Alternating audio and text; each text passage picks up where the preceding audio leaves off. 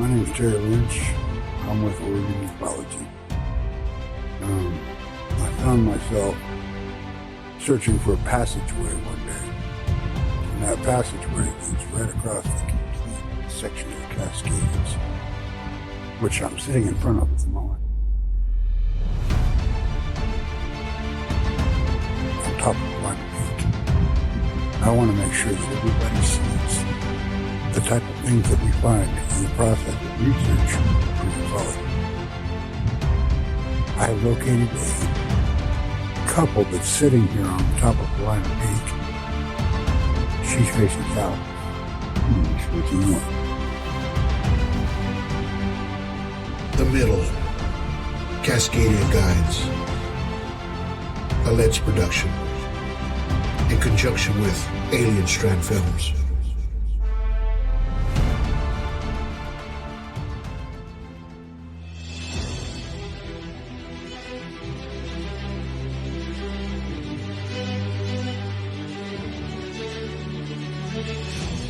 Hi, this is ASDP ufologist Jody Brown from Arizona, and you are watching Alien Strand Podcast with host Donald Ledesma.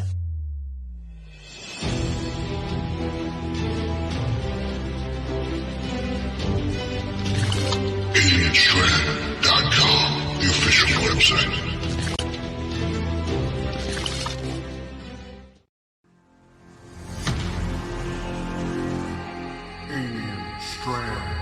Podcast.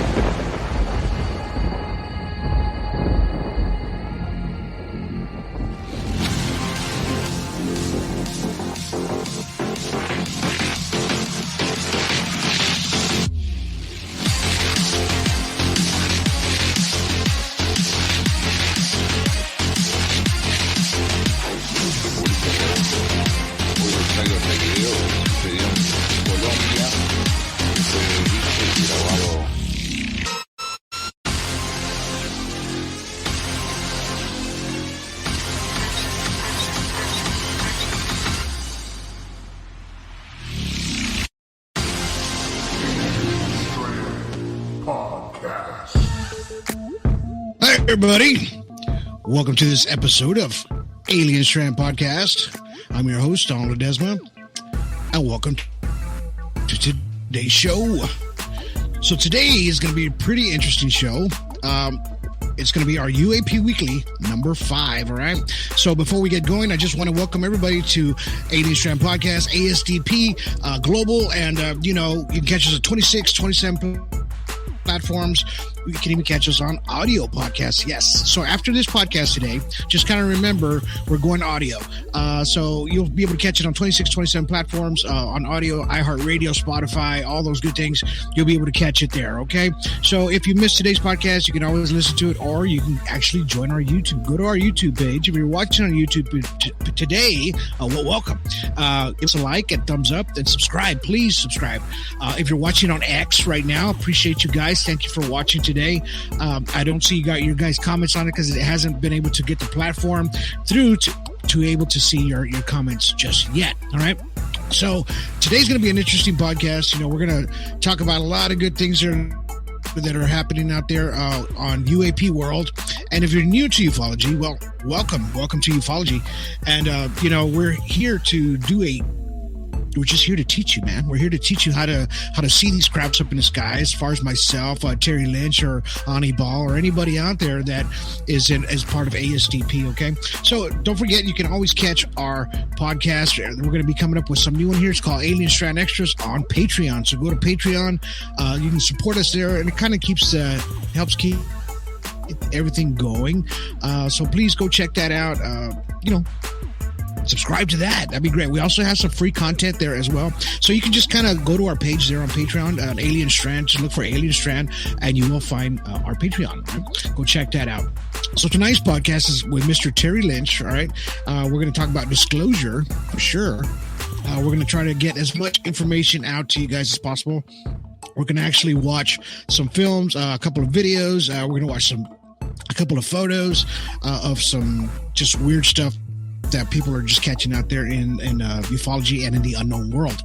All right, so be prepared for that. Also, we're going to be talking about history, right? A couple of historical areas around the United States, around the globe, and we're just going to bring up some old stuff, and just kind of get you thinking a little bit about the world of where we came from, our ancestral times in the life of human beings, right? And where did it come from? Where did it start? So, and we're going to throw our hypothesis out there and what we think of what what may have happened, right? So let's go ahead and we're going to talk about that, and don't forget, catch our movie The Middle. All right, it's on Amazon Prime still. You check it out there for $2.99. Don't miss that one. If you've seen The Middle, please give us a thumbs up. Please share it. It's on Amazon Prime for $2.99. We keep that cheap there so that you guys don't have to worry about the commercials. It's very low price. Don't have to worry about that. Also, it actually went on TCL channel there on Roku. So if you have the TCL channel on Roku, go check out The Middle. It's free there, just like it is on Tubi TV. You'll see it on Rewarded. It's on 7 live platforms, and we have it on 5 countries already. So we hope you guys are enjoying the movie The Middle. Get ready for part 2 of The Middle. That's going to be coming up soon. All right.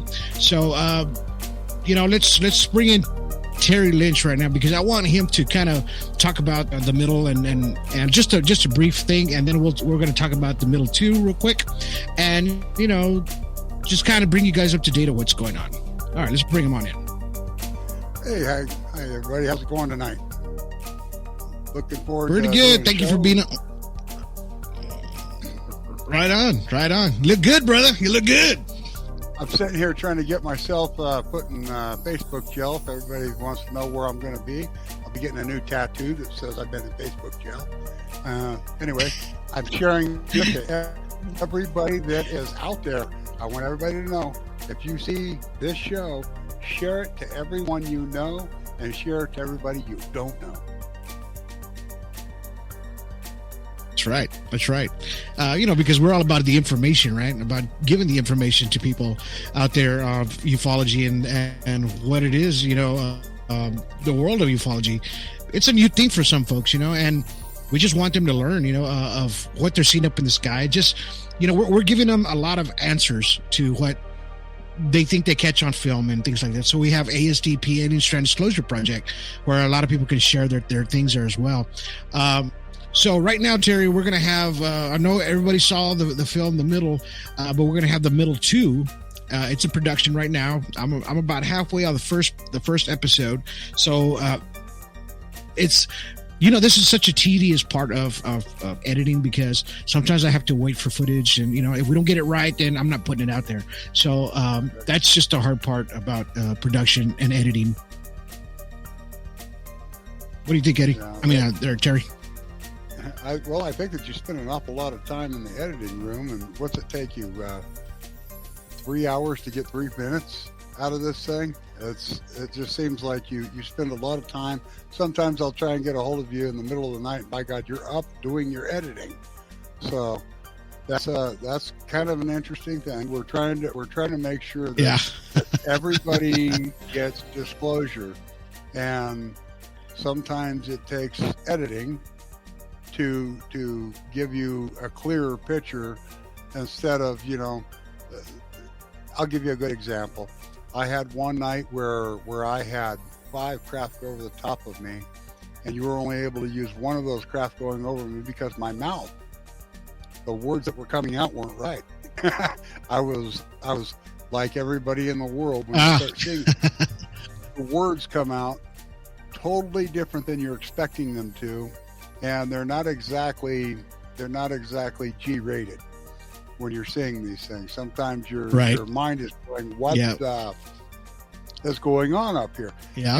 And if you're a ufologist and you're trying to do something to where the public can see what you're doing, then you have to think about what you're saying and the words that come out. And sometimes the words that you're saying don't make sense at all, because you're trying to see what's coming towards you, something that's coming above you, or something that's coming into a room with you, or It's anything that's happening that's para. Okay, you got paranormal, you got parascience, anything that's para, but your normal is, then you're going to have a reaction, and it's going to be a human reaction. However, it requires somebody like you, when you're putting it on film, to like kind of tone that down a little bit so the little kids can see it. And exactly. Yeah. So I get what you're talking about. Editing's a big deal. Yeah, it is. It takes me 4 hours for 1 minute of what everybody sees on TV.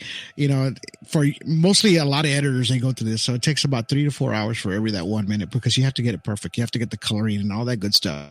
And it's just a lot. There's a lot involved in it, man. I mean, once I'm done with this movie, I think I'll be able to teach a class. So, but other than that, I think so. I really do think so. So we're almost we're in the middle part of the middle two, right? So if you guys can watch the first middle before you can check out the second one, all right? And let's go ahead and just show the trailer for the middle two, all right? And let's get that going right now.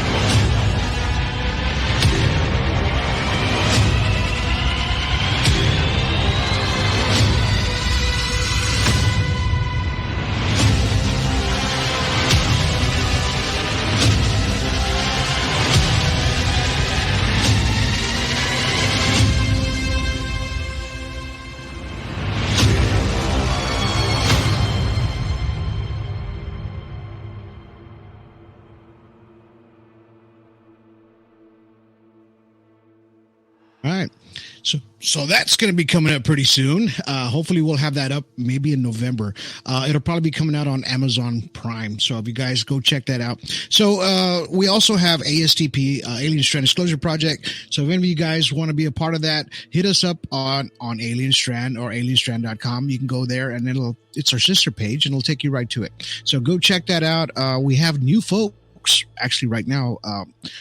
Well, we mentioned one before, and his name is, what's his name there? Billy Bennett.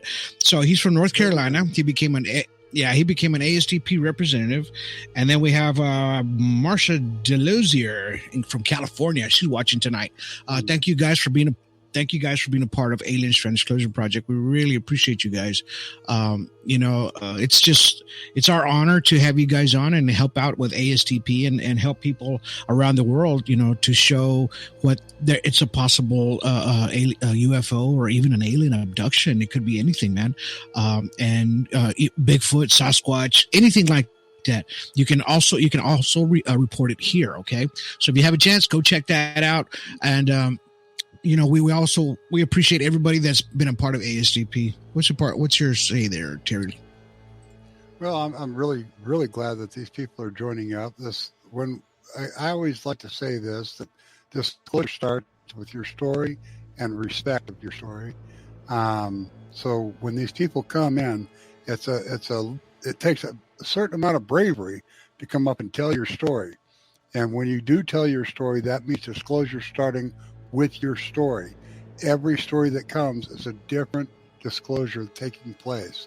We have the government that's finally doing this. We have other governments that are doing this. All these different people from different countries are finally starting to come together. We're all finally starting to talk. Okay.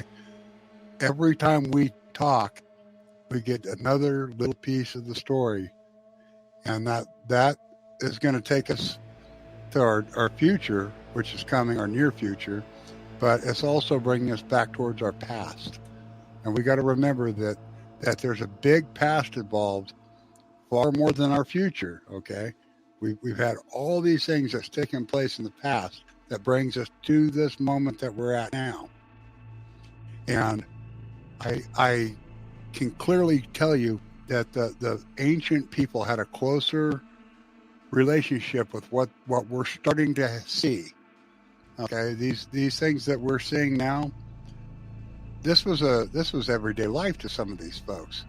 Okay, to us, we're amazed when we see something that we hadn't seen before, an orb or a sphere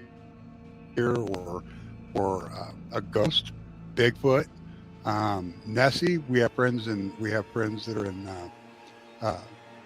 up in Scotland that this is what they see. They see Nessie. They see what could be a ancient dinosaur swimming along in one of the locks, or you have people that swear that they videoed and show you the video and their work of things that look like fairies. We're all about every bit of the paranormal, the supernatural.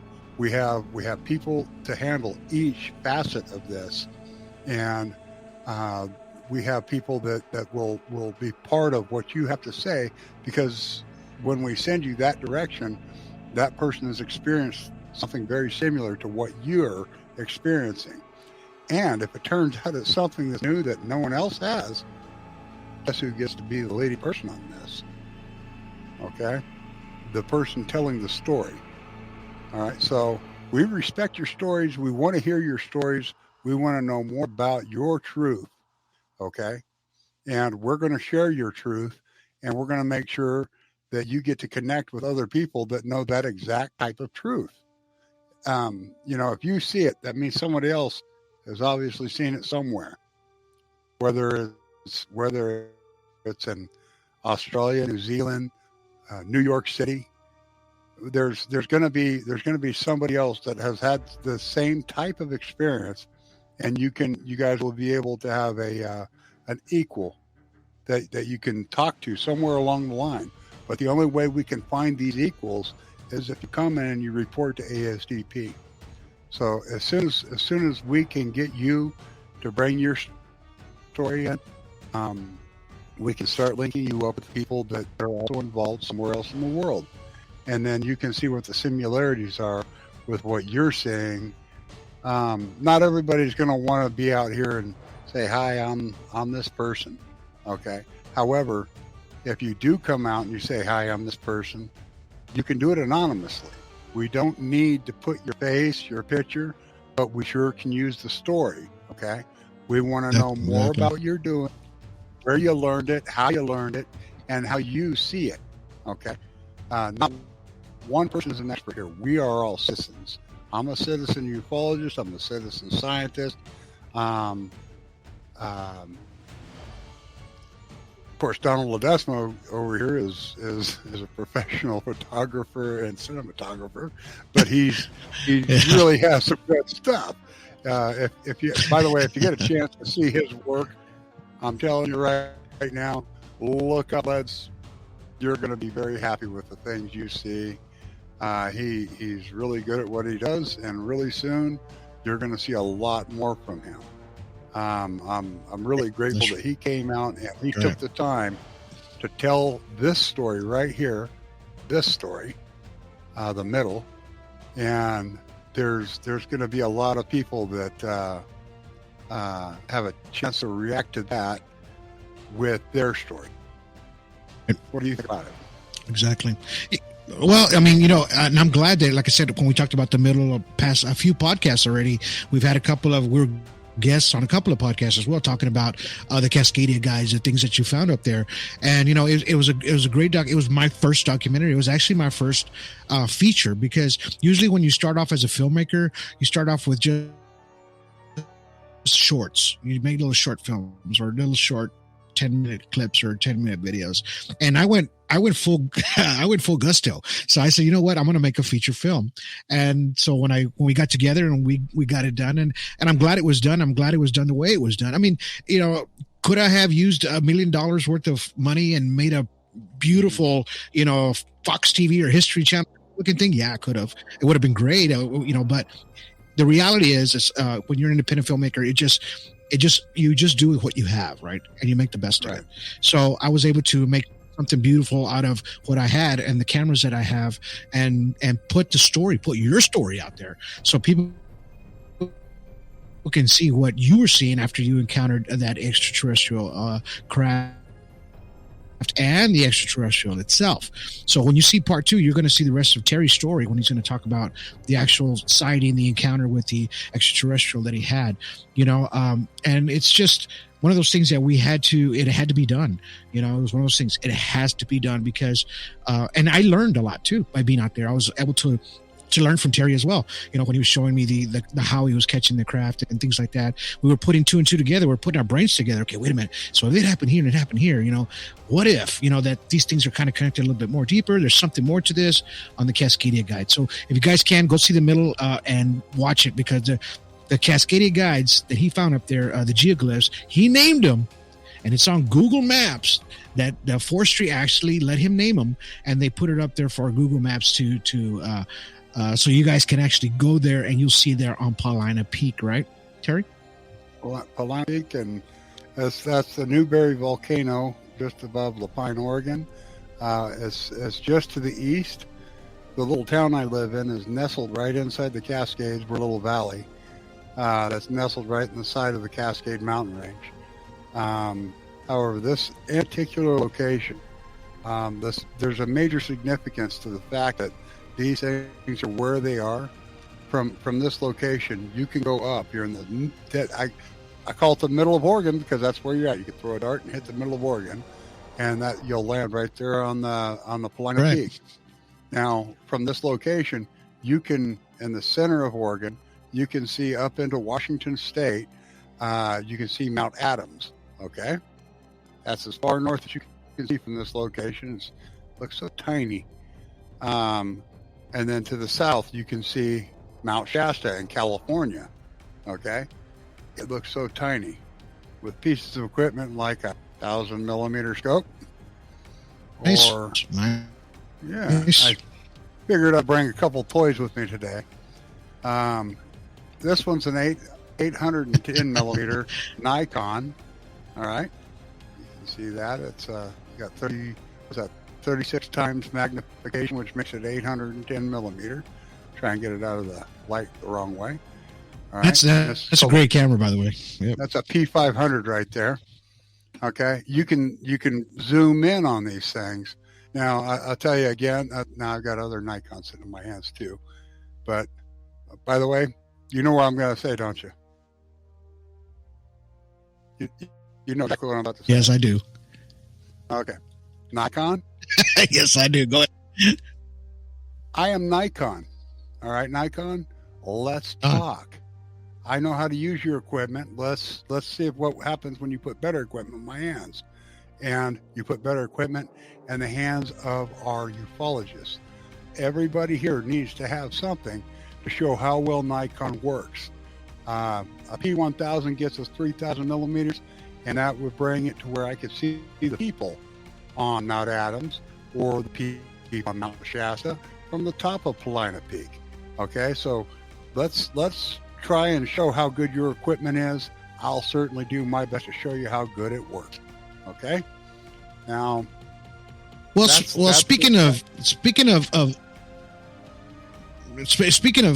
your cameras, right, and how well you do, and you catch with these 800 millimeter lenses, and you have a 1000 as well, right? Like a external lens that you have on one of those cameras. I have it's a secondary lens. It's a aftermarket lens that comes into this D3200. You can go out and you can buy attachments that turn into the things. I do have a 1000 millimeter lens that comes off of this, and it's really only good for daytime because it doesn't work with the computer system that this camera has the ability to do.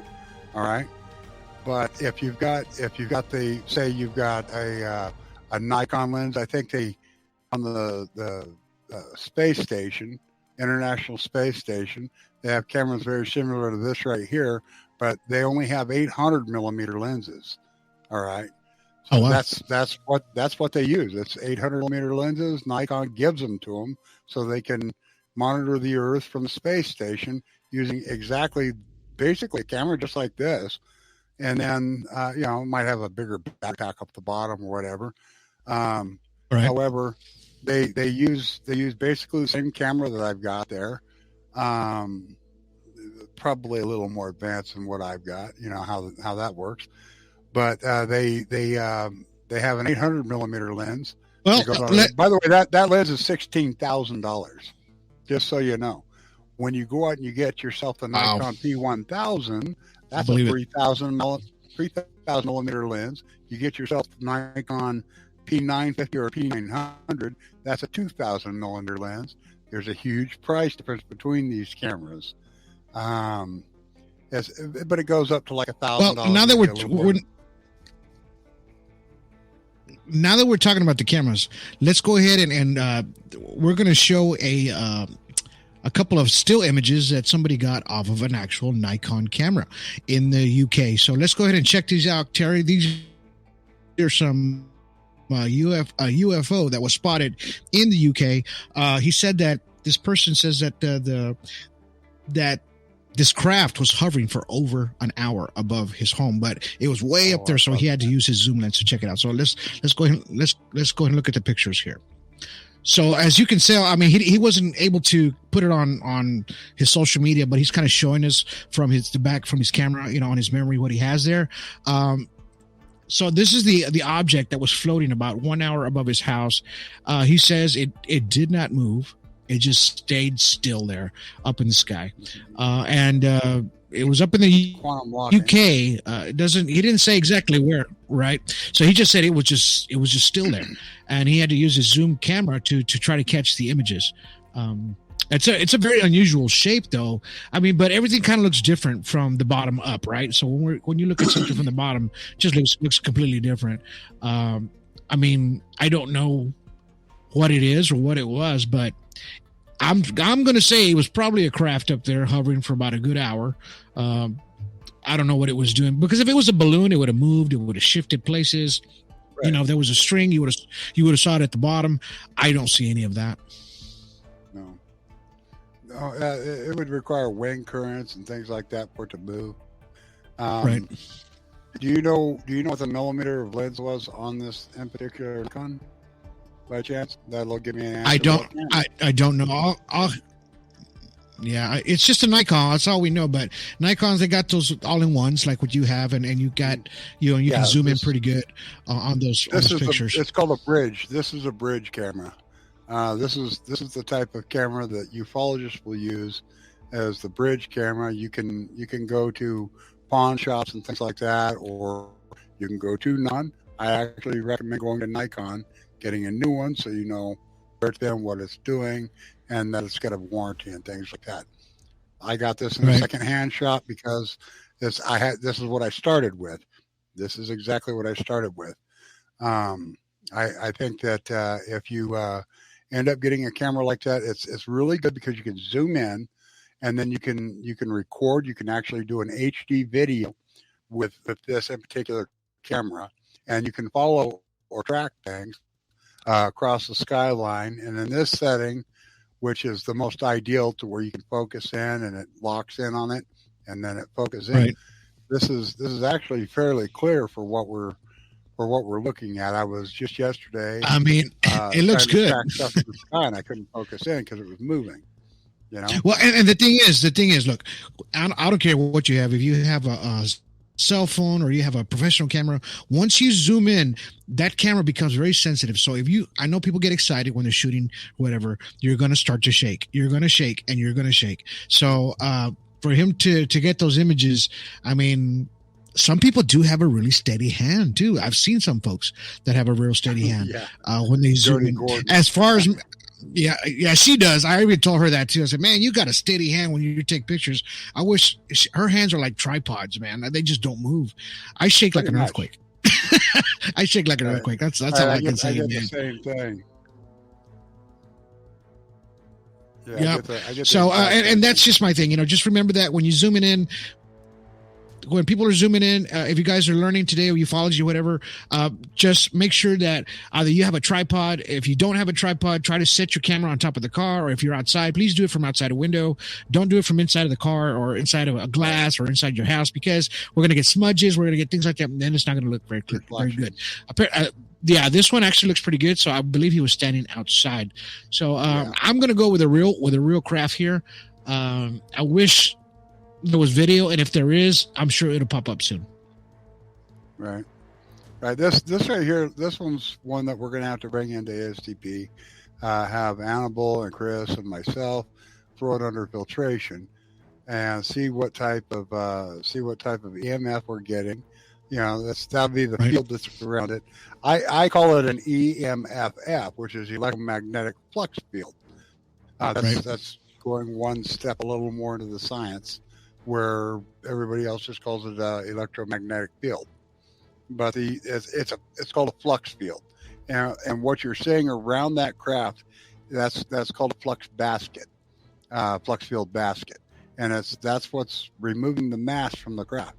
I also want to iterate that just because you see this, whatever this odd shape might be, think about how every year we have a new car, we have a new motorcycle, we have a new TV.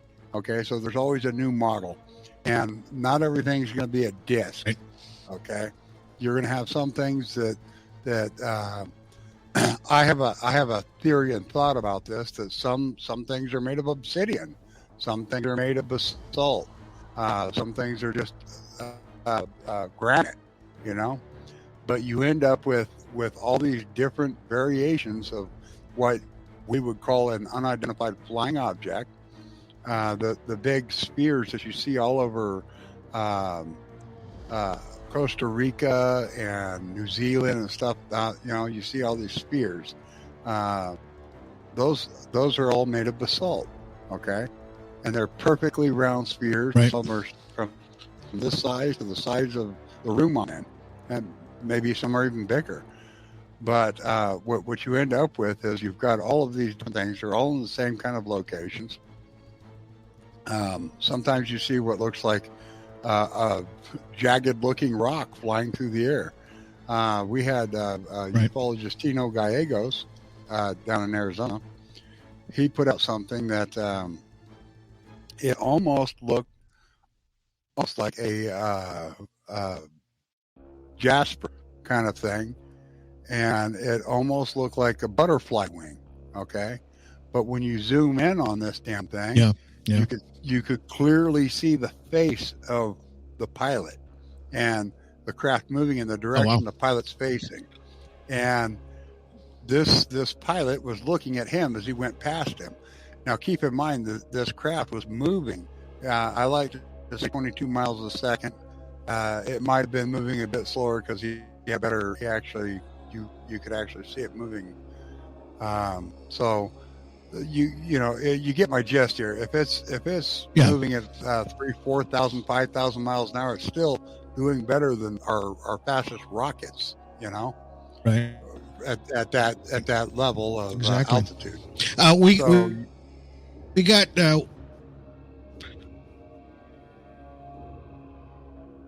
Right. We got Marcia right now. She says, hello, my friends. Jody Lynn Brown's on right now watching. And we have Angela Ellison watching right now. Sue Harrison. She says, hi, guys. Thank you. The Lion's Pride. He says he liked and shared our podcast. He's getting it out there. Jody says, I love Nikon. You know, everybody's out there. Marisol's out there saying, hi, guys. She goes, nice. You know, nice shot out there. You know, everybody's watching and chiming in on, on what we're talking about today, especially that craft, you know, like Jody Lynn Brown says, it's hard for me to focus on filming it when I'm shocked about what I'm seeing, right? That's exactly what we were talking about a little bit ago. You know, and exactly. And then Lion's Pride says here, he says, let's see, he says, they will keep getting closer. He goes, they will keep getting as close as without causing a CE6. You know, it's just one of those things, you know, we have to kind of keep our eyes in the skies, like we always talk about, you know, but keep our distance as well. You know, we don't want to get extremely too close from these crafts because we don't know exactly what kind of radioactive activities happening on that shift, or it's kind of emulating, right? Because you don't know what's going to happen. I've told many stories on my past podcasts of folks that they get radiation sickness, radiation burns, they get all kinds of things like that from getting extremely too close. And I'm talking about a craft that's maybe 50 feet from you or 25 feet from you in the woods somewhere or whatever. Be careful. Even the one, even the story of the crash landing in Brazil. You know, when the soldier actually picked up this alien being, he got it on his skin, and then 2 weeks later he died because the skin had some kind of oily substance on him. Got sick and he died, man. So we have to be really, really careful. You know, when it comes to things like that. You know, I know we get excited on ufology but we're still don't know exactly what is on those crafts. We don't know what we're seeing in the sky sometimes. You know, we're putting this puzzle together as far as all of us here as citizen ufologists. Terry's, you know, talking about his quantum physics and everybody involved, and even Bob Lazar, you know, bringing it all together. We're trying to figure out, okay, what these crafts are made of, right? And how they work. So all I'm saying is just kind of be careful when you're out there. If you come up close to one of these crafts, be careful, keep your distance. You know, if it's too close, you know, if your camera shuts off, anything like that happens, your phone starts shutting off, that just means it's probably highly radioactive around this craft, possibly. So we have this video. There you go. Okay, let's show that right now real quick, Terry. Okay, so what this is just a regular compass. Okay, when you're talking about the fields and things like that, what this does is this lets you know not only your direction, north, south, east, west, but when you have a craft directly above you, this right here will start spinning in ways that you don't expect it to. This isn't plugged into any batteries. It's not plugged into anything that can malfunction. However, when you put something like this over the top of a magnet, okay, it starts doing things. You get the same effect if you put it over the top of quartz crystal. You'll get the same effect, right? Because a quartz crystal has a north and a south pole to them. So this right here is a good. If you got, I can put this around my neck. It's one of my average tools. I put it around my neck when I'm in the field, and when I've got this out in the open, I know where I'm going. Okay, so when you see me looking at this right here, and I'm in the woods, I'm actually looking at it to see what's going on with it. It's a really simple tool to monitor if you got something above you that's putting magnetic flux tubes down. Now, every night when I go to bed, I've got obviously my country, and I've got my firearm. However, I have a simple glass of water. And you know what you get with you when you have a simple glass of water like this sitting on your nightstand? You have another tool. You set the thing down on the nightstand, and if you see ripples in the top of it, you've either got an earthquake happening, or you have a UFO directly above you putting down D1 sharp, which is the hum that you hear from these craft. You hear a anyway, when you hear that hum, it resonates. And when it's coming down a magnetic flux tube over the top of your home, those magnetic flux tubes go right through your house. They go right through everything, and they're heading for the earth, because this is what's going on. It starts to vibrate, and then you see this ripple effect that's going across the top of the water. This is what the Azenazi and all those people were seeing in their clay pots, because they're master builders of pots and structures that go up inside cliff dwellings. But this is one of the most ancient tools, and you'll see that bullseye, which everybody keeps saying is the universe. They see the spiral. That's not what that is. That's what this is. They were using water. It's an ancient tool, more ancient than anything else that we've got around here. It's probably even older than the planet itself. So you use that right there as a tool. You put it on your nightstand, and if you start hearing a hum, look over towards that water And if you see that water doing this bullseye, that's D1 sharp. Take a look at it and the piano octaves of D1 sharp, and then you look at that and you see exactly what I'm talking about. I'll put that out on ASDP, Alien Strand Disclosure Project's site, so you can see this. I'll show you a few things with this. I have a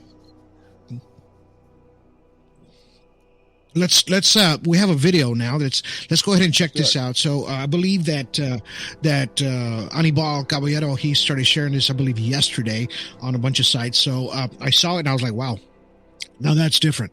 So it's going to be a video of it looks like a deceased alien, okay, that's on the ground.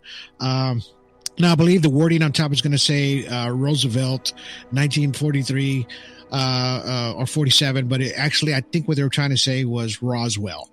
They probably printed it wrong. Right. So let's go ahead and check this out now. So apparently it's got some, I mean, even if it was a deceased body or whatever, when you look at the head, you look at the eyes. The eyes are huge on this being or whatever it is on the ground, whatever it was. It does look deceased, and it looks real as heck to me. I mean, what do you think, Terry? Yeah, I think that what they've got here is we're finally starting to get leak footage of these different things because of the government finally starting to open things up. I think that we're going to start seeing more and more. If you take a look and you see the things that we've seen from like E.T., the great big guys like that, I think that we've been being indoctrinated over time. We've had Close Encounters of the Third Kind. We had different films. Well, oddly enough, it's the same guy that keeps putting them out, Spielberg. Right. E.T. Yeah. I think we were being shown this to try and indoctrinate us, to try and get us a little more ready for what the next thing is. Okay. We've been fortunate enough to have people that have seen it and they report it, they give disclosure. The more disclosure we have, the better. But I believe that what we're seeing here is real, and I think that we're going to start seeing a lot more of it. Like the things that's happening in Brazil. Really, are we really going to settle on people that were doing an illegal mine on jetpacks? I don't think so, man. Especially when you're out in Peru, up a river that takes 3 hours to get to the location. And the military, the people that are more advanced, which would be the military, they had to take a boat up here. It took them 3 hours to get there on the boat. Okay, jetpacks. Wow. I don't see illegal miners flying around on jetpacks trying to scare away the local village people. You know, they're still showing videos on that. You know, there was another one that there's some more leak footage in Peru. Yeah,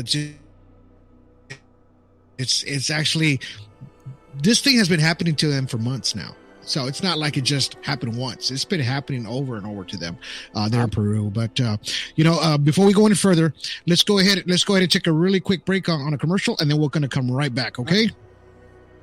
Got it. So we were talking about the actual body that we just saw there on that deal. So I'm going to show you this photo. So I have two photos here of one looks real. Oh, there's going to be one that's a real photo. The other photo is of a reptilian. It's going to be kind of referenced. So the photo on the right, if you're looking at it, it's a referencing to a reptilian that this gentleman named by David Rydell.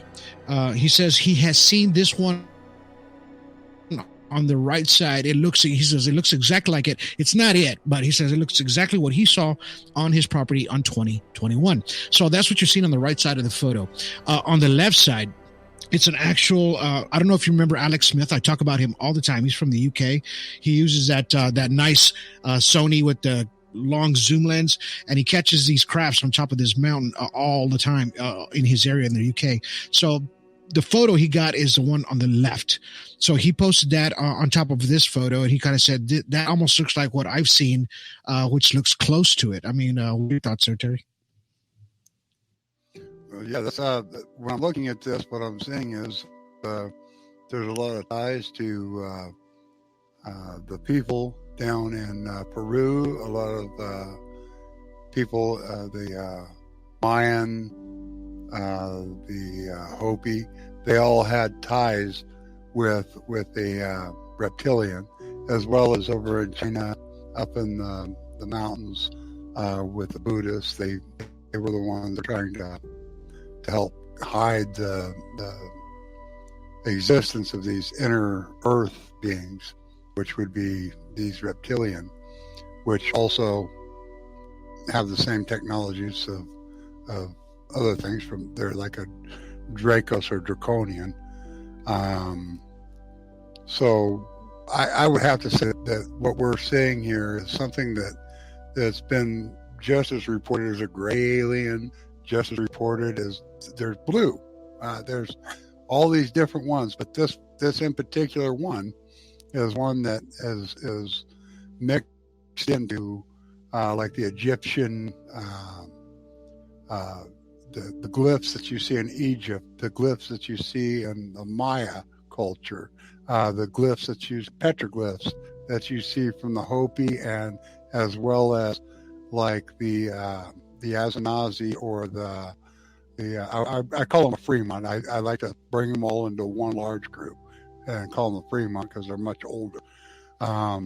So you see these paintings of these things all around, and then you start hearing people throughout the world talk about visually seeing something that's like this, and then you finally get some evidence that looks just like what you just showed. This is a really good, as far as I'm concerned, that's a really good picture of something that we've been trying to get a picture of. And I would like to, again, I'd like to take that, put filtration on it, maybe bring out the contrast and see what more detail we can get with that. But that's actually pretty damn good. You can kind of see it with his head cocked sideways a little. I would like to. Well, there was I don't know if you remember this. Probably about 2-3 years ago. I don't know if it was on WikiLeaks. I think it was on WikiLeaks. This gentleman, I believe, I'm not going to say. I think it came out. I'm not sure if it's in China or a different country, but it was an Asian country, I believe. And he actually got a photo, right, of a reptilian. And it was like an up close photo. It was pretty damn clear when it first came out. Now, he posted it up for about, I'm going to say maybe less than an hour. And then it was taken down right away. Yeah, it was taken down immediately. Removed it. Right. So now if you try to find that picture anywhere, you can't. Yeah, I've tried looking for it for years, and people try to, and then when somebody actually try to take a snapshot of it, I guess, or something, right before they took it down, and it looked real blurry. So it was kind of hard to tell, but the original photo, they say you could see it clear as day of an actual reptilian that was actually standing there in front of him, that he was able to catch on his camera. So, I mean, other than that, I haven't seen anything else that's going to be close to it, apparently, of what people describe as a reptilian, you know? Mm-hmm. I don't know. I'm in the middle of this. I'm kind of in the middle on reptilians. Wouldn't you like to have a moment with His Holiness, the Dalai Lama, and pick his brain just a little bit? I mean, he just a minute. He would have a few answers that nobody asked him those questions of, that either you or I, either one of us, would actually ask him questions that he literally wouldn't expect. Because the way all this falls, Hindus, every single one of these different religions all come back to this. You actually see in a bunch of the I'll give a good example. Our friend Mr. Ken Wells Jr., And I think it's in his picture of to find him out there. There's always a snake above his picture when he's showing the different glyphs. Well, these are snake worshippers. What that is these are people. This is long before Christ, long before any of the other religions that we consider a standard religion. They usually have a snake above them. Some of these places have snakes that go around what looks like a craft that somebody's flying. Right. That's kind of telling you it's a dead giveaway that we are tied to a reptilian somewhere along the line. They say that we are part reptilian, that there's a section of us that's reptilian. That's that little cold part of us, whatever you want to say. But that we are tied to this reptilian, and we always have been tied to it. Even in the Bible itself, it was a snake. Okay, always a snake. We're always having a reptile involved with something. So you gotta take that, and it's more than a grain of salt, because there's more truth to it than just about anybody's willing to tell you. I wouldn't mind talking to Pope. I wouldn't mind talking to His Holiness Dalai Lama. I wouldn't mind talking to I'm actually friends with a few gurus. These guys, they're love, peace, everything about love, peace, and harmony with the world.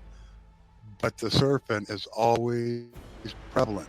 You see Egyptians with the cobras. You see there's some of these things look almost like a avian, because that's another one, the avian, the birds. The blue avian is tied directly into all of the same thing, and it's all from the same time frame. Well, you got to take you got to take it. You got to put it together. Go ahead. Yeah, and I mean, speaking of being in close proximity with something that's like a snake or because you referenced a lot of that. Let's watch this real quick video of this gentleman that, okay, I'm going to give you the backline story. On this video that we're going to watch next, this gentleman had one about maybe 4 weeks ago, and it's in Mexico, and he walks to his house in front of when he opens the gate, he sees this orb floating there, and he couldn't believe what he was seeing. He was seeing this orb, and it was like super close to him, right? It's not illuminating bright, it's just a silver ball floating there. And he's just kind of talking in Spanish, right? So this was 4 weeks ago. So now there's another video that just came out, same guy. Now when he opens the door, this sphere comes into the house. So let's take a look at this. And in Spanish, when he's talking, he's kind of saying, can I touch you? Can I touch you? Because he's going to put his foot, and then he says something like, now I'm touching you. Now I'm touching you. Okay. So he's kind of freaking out. So let's go ahead and watch this real quick. No manches, Rosa.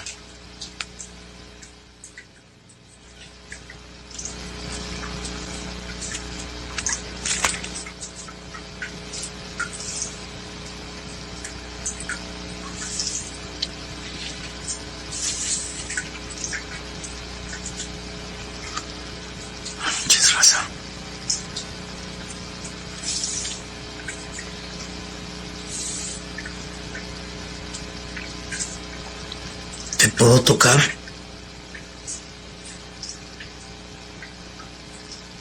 ¿Te puedo tocar?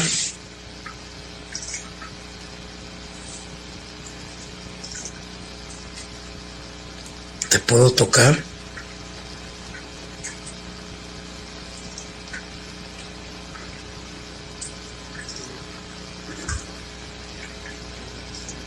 Te estoy tocando, Rosa.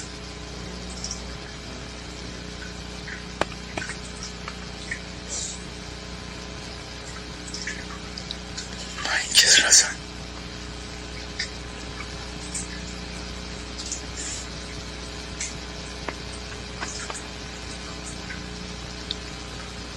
Te estoy tocando, Rosa.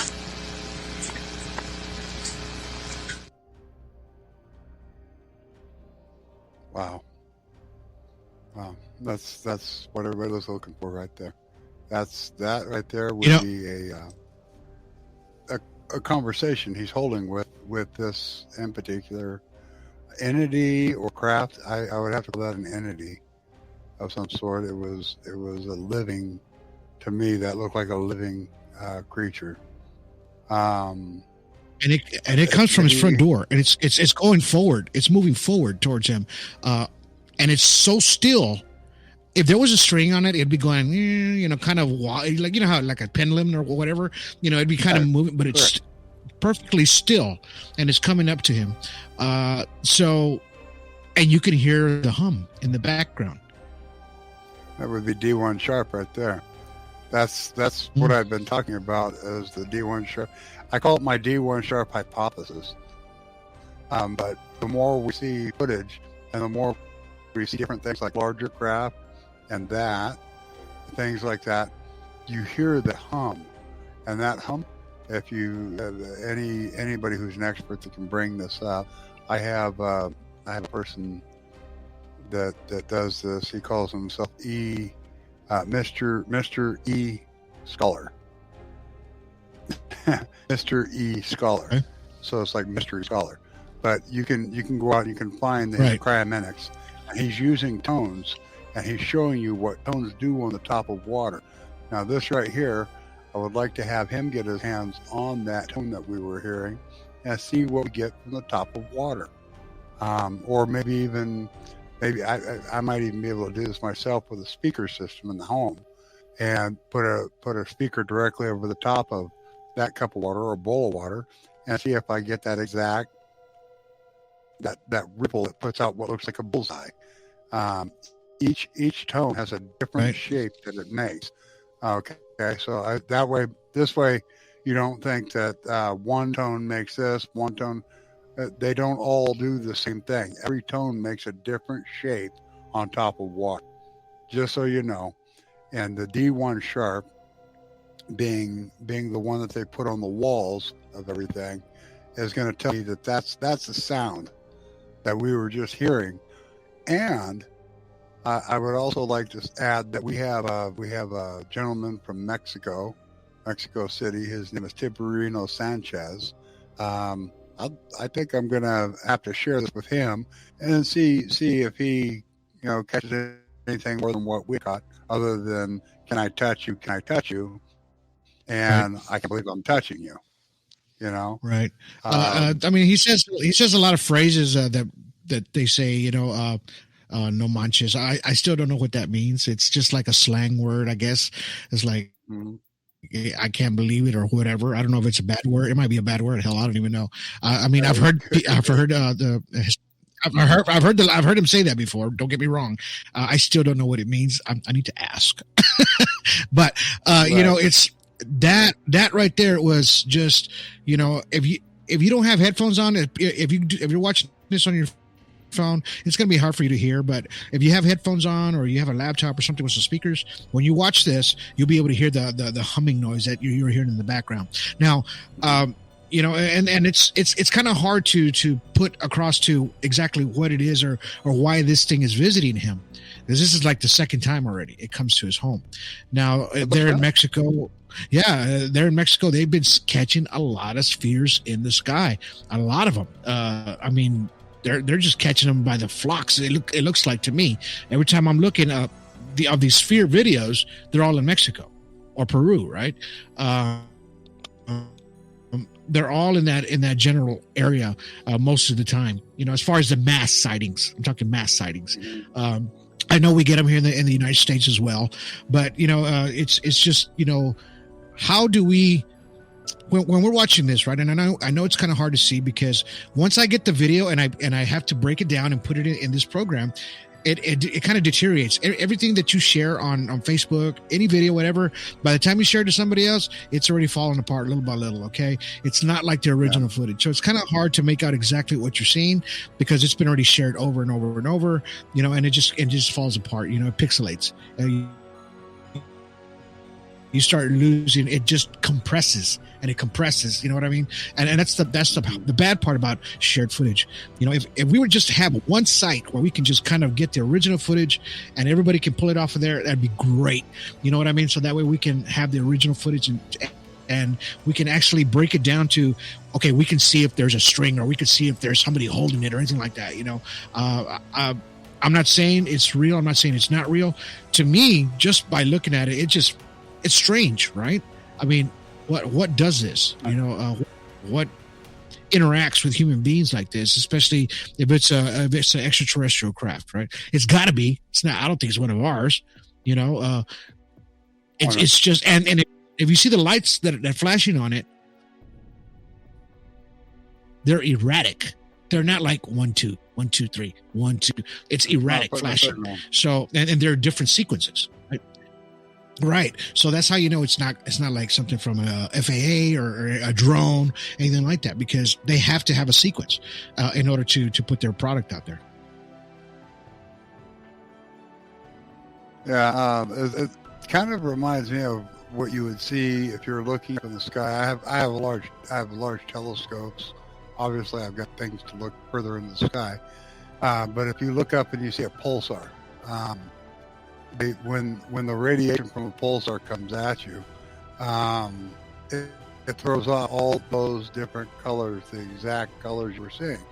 So you're looking up in the sky, you're looking at something that's larger than our solar system, and it's throwing out all of these different I call them lasers, and the rest of science would.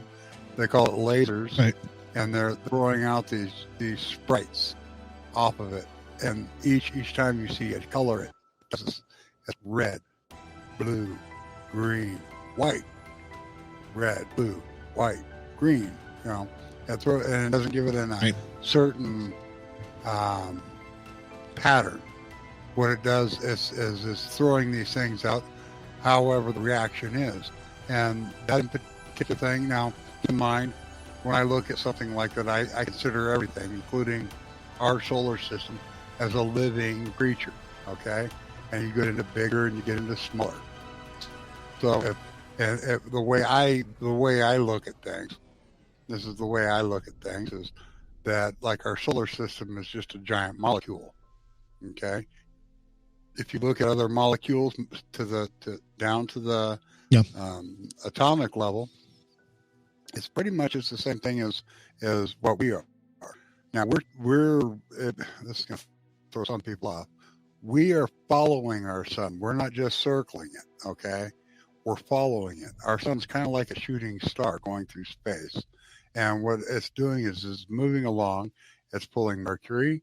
It's pulling Venus. It's pulling the Earth and Mars. And just as it's moving along, it's like we're going down a tube or a tunnel, or even think of a drain. As a drain's going down, you got different things down in different locations. They'll keep their spot as moving their way down. And that's what is going on here. Is you see things from different perspective. We are basically, we're following a magnet that's pulling us with it. Okay. And we're on an arm in the Milky Way. Right. So what's happening is this arm sweeping across dark matter. Okay. When we're sweeping across this dark matter, it's not just us; it's everything else that's in that arm. These are the things we can literally see, Hubble and things like that, as these things that are closer to us, and we see them moving with us. NASA, they don't share this with us because they bore the hell out of everybody by the time they're done. Or it might amaze some people, but the fact of the matter is it's too freaking much information. Okay? It's too much information. Most people don't want to know about that we're on an arm of the Milky Way as part of a big spiral galaxy. Okay? There's other galaxies out there that we can see past this, because we are smart enough to create technology that allows us to see further. However, there's so many different forms of life out there that we're just not prepared. We're just not prepared for everything that's actually waiting for us out there. we have to we got to grow up. We got to stop picking fights with each other before they'll want to be our friend. We got to stop. We got to get over the fact that I'm white, you're Mexican, someone else is black, someone else is Chinese. We're still not there, man. And until we get to that point where we can look at each other and call each other brothers, or brothers and sisters and family and friends, they're not gonna want anything to do with us. I've said this, I've said it before, I'm going to say it again. What we need is somebody that's going to be a diplomat for us. Somebody who's prepared to look at a freaking bowl of spaghetti and negotiate with it. You know what I'm saying? I'm not saying that that's what we're going to be talking to, but it could be. Or I think the military, U.S. military, was saying it's going to be something like that, because look at how fast these things turn. Okay, we see gray aliens, and we see all kinds of things that we want to see in the how would they say, in the form of man. You know, that's the way we want to see a God. We want it to be in the form of man. So we create that image in our own mind. And if we don't see something like that, then we deny it. Let's talk about the beginning of man, because we're coming up to the top already, towards the end. But let's go ahead and bring this up real quick, okay, before we close out. So, you know, I've been kind of looking back at this on Gobekli Tepe, right? And I don't know if you've seen on the History Channel, you know, Graham Hancock, you know, he's got a show on it. He talks about this, place. He talks about a bunch of different places. And, you know, he's got a different hypothesis on a lot of things, right? And so they have this place in Turkey. And they have, I guess, carbon dated it between 9,500 to 8,000 BCE. So this is way, way before our time. This is the oldest find that we have found, right? By far. And this place was literally buried, physically buried. And everybody's still trying to figure out exactly what this place is. Somebody called it a temple. When somebody called it a temple the other day, you know, this guy's like, well, how do they know they're a temple? Do we know it's a temple? No, we don't know it's a temple. You know, this guy, whoever the author was, it could be, it's a gathering place for sure. We know that because on the left part of the picture, if you're looking at it, I'm going to try to bring it up a little bit more. It's an actual top view of a drone footage on the left of how big to scale this thing is, and it was covered up like a mountain. They thought it was a mountain, and it actually wasn't. It was this thing that was buried beneath it, right? And it actually, you know, if you look at the picture on the right, it's kind of hard to see, but they got calculations on the hole, on the circle, to where it's facing, I believe, south or something like that. So they're trying to figure out if it had some kind of astronomical properties in this place, you know, right? So and we're going to call it, you know, this was way before anything, right? You know, and this is what people are trying to wrap their heads around, because we talk about the texts, you know, of things that have been written. Now here they haven't found anything like that yet. All they found is carvings of animals. I believe some of them, I'm not sure, that may look like a dinosaur. I know there's some that look like birds, some look like eagles, right? And then there's some that look like there's a tarantula in there, and there's a scorpion. So they're trying to figure out exactly, you know, what this place is or what it was. I mean, what are your thoughts on this place, Terry? Well, if you look at just the small picture there, you see what looks kind of like a dog or a wolf or something to that effect. But if you get into further stuff, you'll see elephants. You'll see what I'm thinking when you see something like this would be like a way of showing a marker of the different types of animals. Think of Noah's Ark, for instance.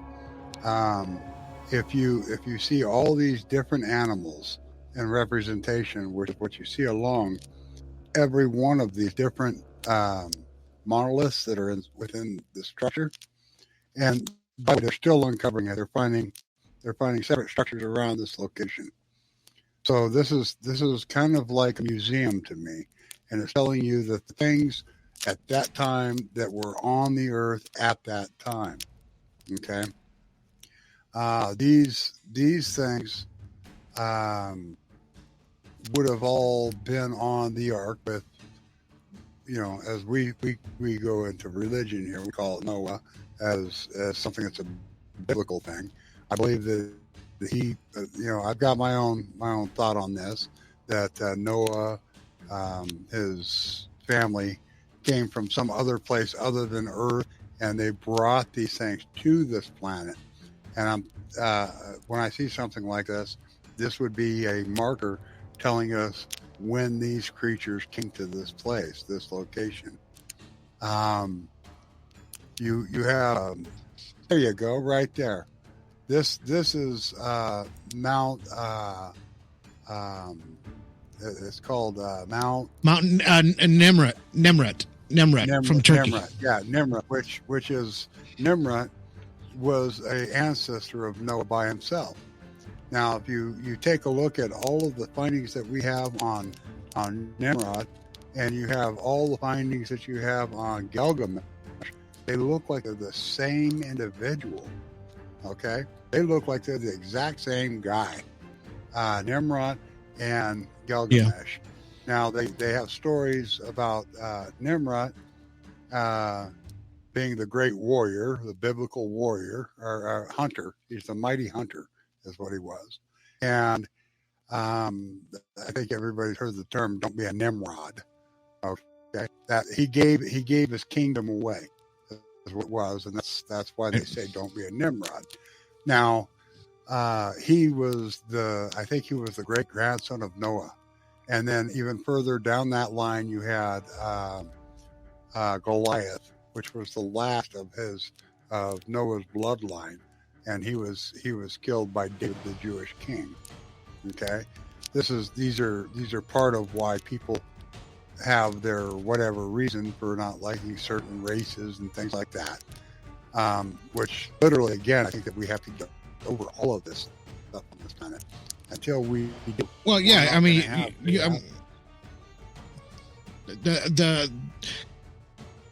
and a lot of it came from the Anunnaki, right? What you're talking about, and that they're and then we came up with the Sumerians, right? The Sumerian text, right? Right, that was the other one as well, and we're trying to figure out. Okay, right. Gilgamesh. If you look at the Sumerians, and it was a religion, but it was a big. There were people as well. They had their own religion, and they all pretty much. If you look at the photos, and if you look at the pictures and the depictions, they have lions, they have animals, they have birds, they have lions with with wings and things like that, which showed great power, right? Great of leadership and things like that. They put those in their images as well, and they carved them out as well, right, to show that who these people were in Sumer. But don't you see the similarities from this to when we go back, and look at it? It's this one because of this photo right here. These photos. Because of this place, Göbekli Tepe, there was 8,000 years, man, to 9,500 years. This was way before Sumer, right? And there's a lot of similarities. So, could these people have been evolved in somewhat with these people here? I'm talking about Sumerians. Say they were. Yeah, I would have to say they were. The things when you're showing what you're showing, and by the way, the heads are all cut off of the statues. The reason they do that is the different armies of the time, the different kings of the time. What they would do is they would roll these. I think I said this on the last cast. Is they would roll these giant statues up, and they used to take the nose off of them. In this case, this right here is this is Christianity at its very purest form right here, what we're looking at right now. And what happened was they took the heads off of them, to disgrace the gods. There were smiters. They had most of these different religions and cultures. They'd roll their statue up and they would smite the other god after they won the battle. Okay, and a lot of the times it was a giant statue was what represented their god. And if you look at almost all the Egyptian stuff, you'll see noses up, missing most of it, which means they lost a lot of battles. But they retained their power because they still held their thrones, their kingdoms, and there was just no way in hell that this little army, or it may have been a big army, was actually going to make it back into their larger center of where they had things. Now, you got to keep in mind Turkey here. There was a point where Turkey was in a war with the Romans. And what they did was and I'm sure you can find this, it doesn't take much to look it up. There's a whole city that's underneath the cities of some of the Turkish cities. And they actually made tunnels that went all the way to England. But what would happen is they had their entire population of people that didn't conform with the Roman. So they lived underneath the very city that they're from, and the Romans ruled the land above, and the rest of the Turkish people were underneath these people, and they were still living their lives, and they still had all their goats, they still had all their whole livelihood was underneath these grounds. They lived in different sections that they had dug out these tunnels and caves, and they turned this into their home. And then when these Romans happened to find that location, what happened is they would go through this little tunnel, which was a mistake on their part, and they'd seal off both sides of the tunnel, and they'd starve them out. And they couldn't get out, they couldn't, nothing. They couldn't drink water, no food, nothing. They would just all perish in this little sealed off section. You know how they got the big wheel that rolls in front of the door? That's what they would do. And Turkey is one of the first of all of our populations and people. So they actually made a tunnel way. And the reason I brought this, wow, and I've seen that too. But the reason I brought this up because it was just like, okay, so what are the chances? You know what I mean? Of this historical event, you know, as far as this ancient site, right, being found up in Turkey, right? This place here. And then, of course, then later on, you know, this other place, you know, ends up popping up as well. Same place, you know, same areas, and everything is connected, right? The stories are connected, right? Right there, you could actually see that they took the heads off. So actually, on the very back, those are the bodies of the statue that were up on. And this is 7,000 feet above sea level, as on this mountain where these statues were placed up there in Turkey. Now, my thing was, the reason I brought this up is because I want people to understand that, you know, because of the dates, the carbon dating that we're looking at here, you know, and this is what went through my mind. You know, you're looking at 9,500 years old, BCE, 8,000, and then, and of course, I talked about Graham Hancock, right, from you know, the history down Netflix. You know, he's got his own little show there. You know, he talks about that as well, and he says maybe it's 14,000 to 16,000. This is where his numbers are coming from. He's arguing with a lot of archaeologists because of this. And my thing, okay, so we're looking at all these years, but the similarities are all there. You know what I mean? They're all there as far as the as far as the structures, right? The way they're done, the petroglyphs there, the way they're done, they're carved in the rock, right? Everything it's done the same way. You know, they did the statues, like you said, some of the heads of the Sumerian text and everything, they look alike, look like the same person, right? Is that what you were saying earlier? You know, and it's.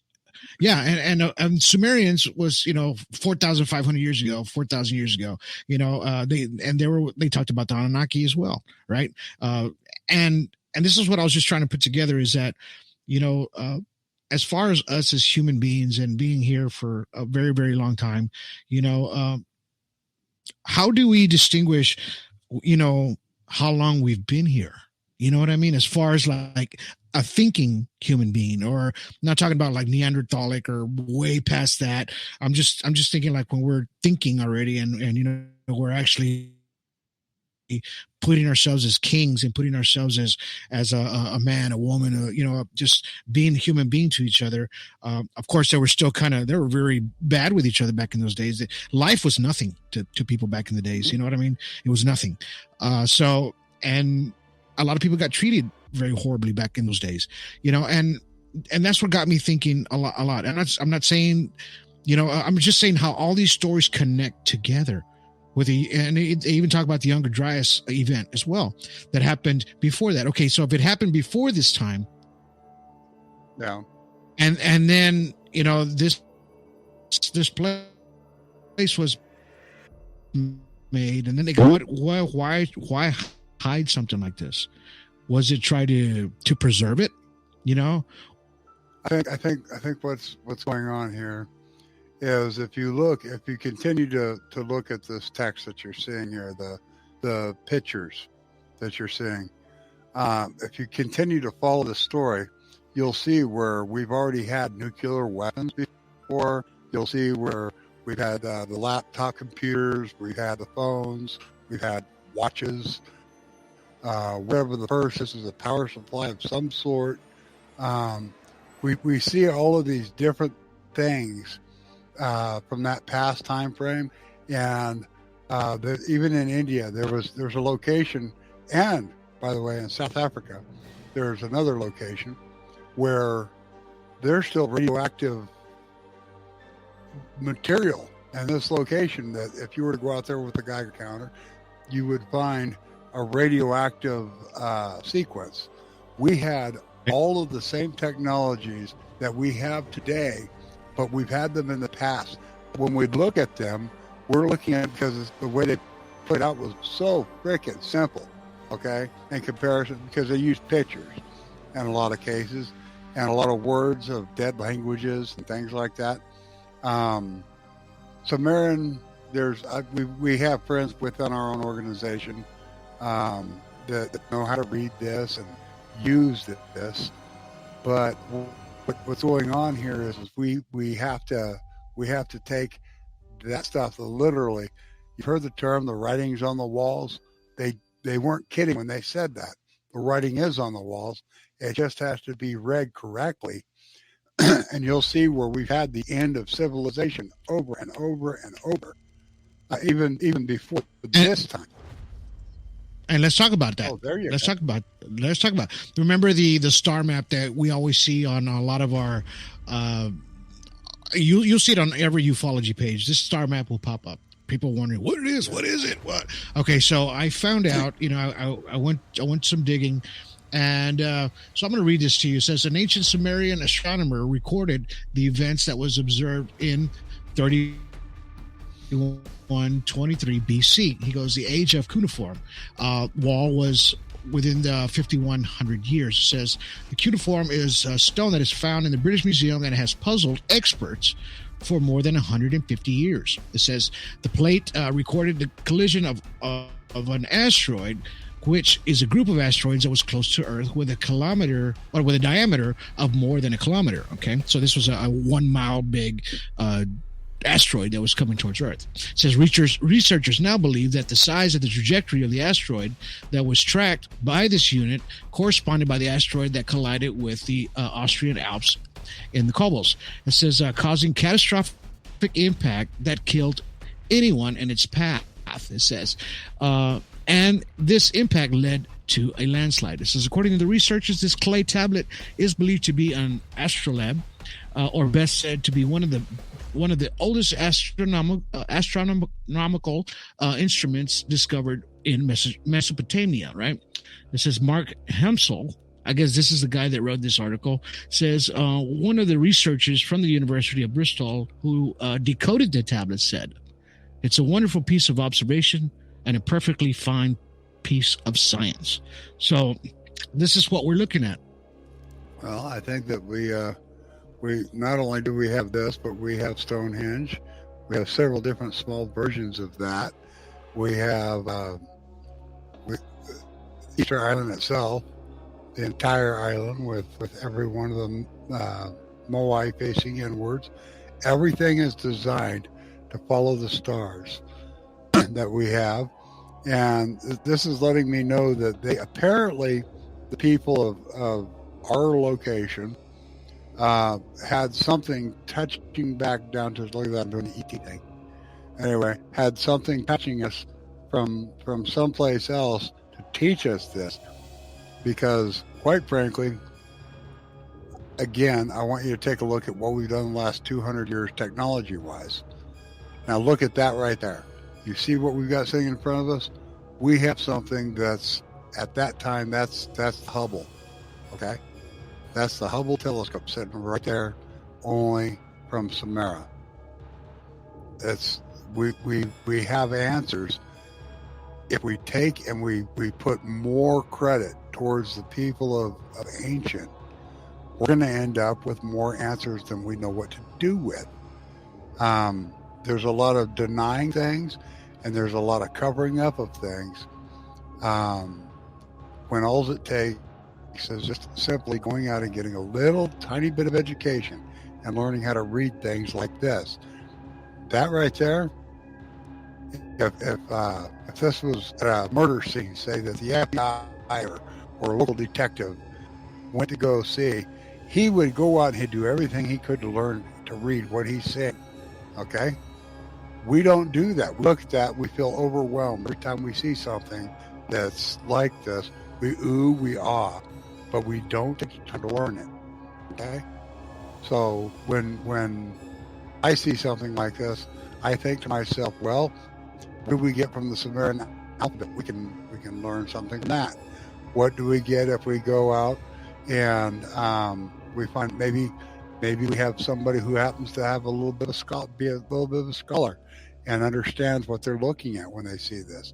Well, these are the type of people you want to surround yourself with if you want answers to things like this. That right there tells you exactly where each location in the star system is.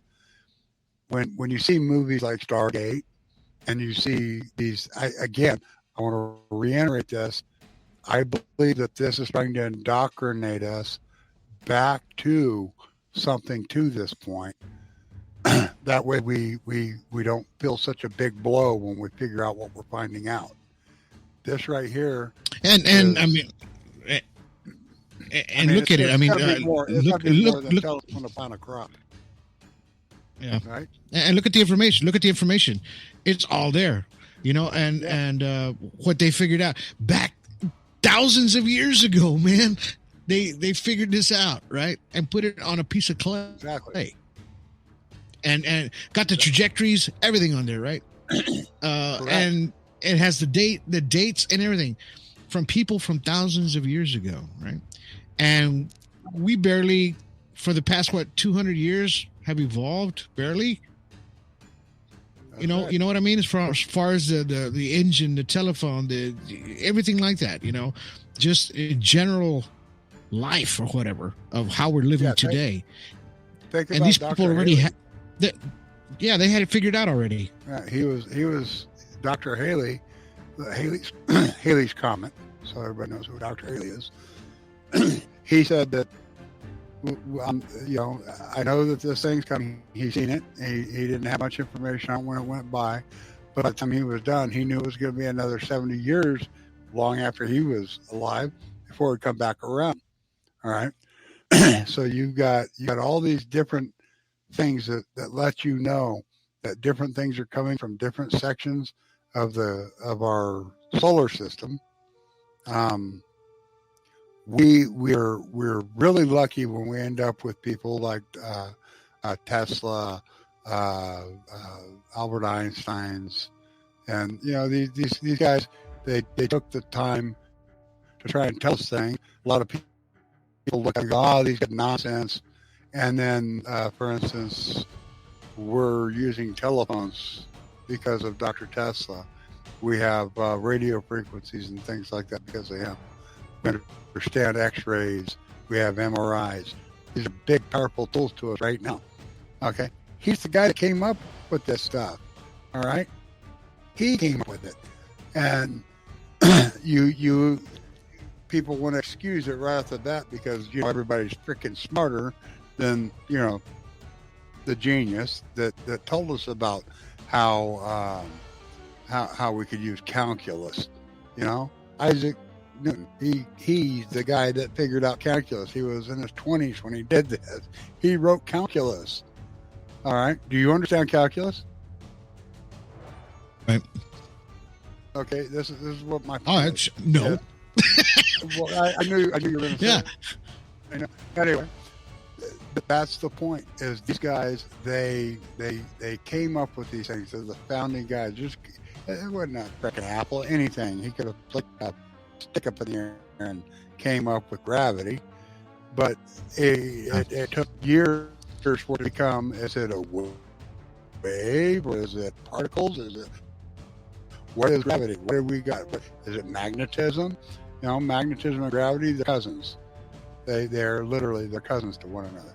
However, he wrote the math that shows you this, and then Dr. Einstein took this ancient math, which you could call it ancient because there's actually quite a bit of time between these guys, and he turned it into relativity. He turned it into special relativity, or actually, instead of calling it quantum, Dr. Einstein called it strange physics. That's what he called it. He didn't call it quantum yet. We didn't have quantum theory yet. So you end up with all of these different things that's happened in our past, and we're here now. Right. Well, I mean, it looks like, I don't know if we're having solar flares today or something, but I'm getting terrible glitches on my end. I don't know if it's your end or my end, but I'm getting that right now. So let's go ahead and just go ahead and let's end the show. But I just wanted to get everybody involved and kind of see what we're seeing and get your take on the things that we saw today. We saw a couple of crafts that somebody caught in the UK. We saw some aliens. We saw a few videos. We didn't get to post one video, but it's okay. We'll grab it on the next one. So next weekend we'll have the UAP number 6 is going to be coming up. So if anybody wants to get involved, you can be an ASDP ufologist. Give us a holler. Our ticker's at the very bottom at alienstrand.com or at ASDP-UFO.com. Go there. Give us a shout out. If you guys want to be involved, hit me an Insta message or Mr. Terry Linch, and we'll get you to be part of the team. And you guys will take reports. We have a actual digital reporting, so you can do it from your phone, right? We have an app for that. And it's real simple to take a report now. And I get it, and then put it into a big old report. So, but thank you guys for listening to today's show. Terry, do you have anything you want to say before we close out? I do. I want to let everybody know that disclosure starts with your story and respect, and that's what ASDP is here to do. We're here to respect your story. Come tell us what you've got, and we will try and apply it to everything that we do. Remember, we respect what you got to say. We're here to believe what you got to do. All right, brother. Thank you so much for being on the show today. We'll see you on the next one. And, before we go, just want to tell everybody, thank you guys for chiming in on all the comments. We had a bunch of people chiming in today, kind of watching. And, I know we were glitching. I saw it glitching on my end. So, it might be a solar flare. It might be something on my end. But we're going to get that fixed up. I know we went a little lengthy today, but I wanted to get a lot of information, you guys. Go ahead, Terry. Coronal mass ejection. That's what we're talking about. Solar flare. There you go. All right, guys. So appreciate you guys. And like I said, you guys, we'll talk to you later, Terry. We'll see you here in a bit. I think I cut him off. I'm sorry. Sorry about that, brother. Anyway, it was a great show. We went a little over. We always do, because we got a lot of things to talk about. We wanted to get all the information to you guys as much as possible.